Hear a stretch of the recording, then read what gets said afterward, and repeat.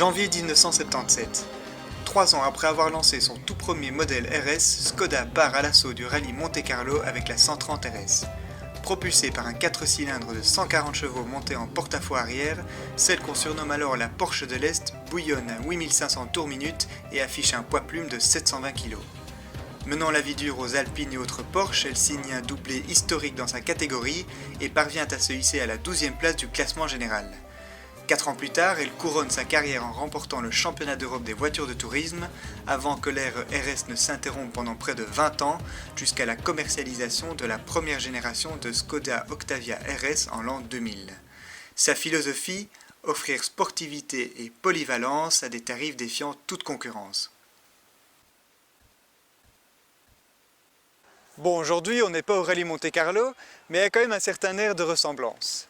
À l'essai sur ETV, la dernière née de la gamme sportive de chez Skoda, j'ai nommé la Skoda Combi TDI RS. 184 chevaux, 230 km/h en vitesse de pointe, boîte à double embrayage, mérite-t-elle réellement le sigle RS? C'est ce qu'on va vérifier tout de suite ensemble. Disponible en berline et en break, l'Octavia RS dispose au choix d'un 2 litres essence de 220 chevaux ou d'un 2 litres diesel de 184 chevaux. Ces tarifs débutent à 29 490 € et il faut compter environ 33 000 € pour notre version combi équipée de l'optionnel boîte DSG. Son kit carrosserie comprend des prises d'air en nid d'abeille, un bouclier avant spécifique, un becquet arrière, des jantes 17 pouces, une double sortie d'échappement et des étriers de frein rouges. À l'intérieur, quelques détails indiquent la vocation sportive du modèle, avec un volant à méplat, des sièges baquets, un pédalier en alu, et c'est à peu près tout. L'ambiance reste donc sévère, comme souvent dans la famille Volkswagen. Côté habitabilité, en revanche, c'est à sans faute. Espace de rangement, place arrière accueillante, coffre de 610 litres, la Skoda est imbattable dans son segment. Alors au volant de cette Skoda Combi RS, dès les premiers kilomètres, on sent que cette voiture a des gènes de sportive. Par rapport au modèle de base, on a des suspensions raffermies avec une caisse abaissée de 13 mm, mais on a aussi une direction électromécanique à démultiplication variable, ce qui veut dire qu'elle est plus directe et plus incisive en entrée de virage. On a un différentiel autobloquant électronique XDS qui limite le sous-virage et optimise la motricité. Et enfin, exclusivement pour ce modèle diesel, on a un petit amplificateur de son, comme chez Audi, qui permet d'agrémenter la sonorité du 4 cylindres. En pratique, la voiture est très facile à inscrire en courbe. Le comportement offre un bon compromis entre sportivité et confort. Et globalement, on sent que ce châssis est typé sport et c'est très agréable à conduire.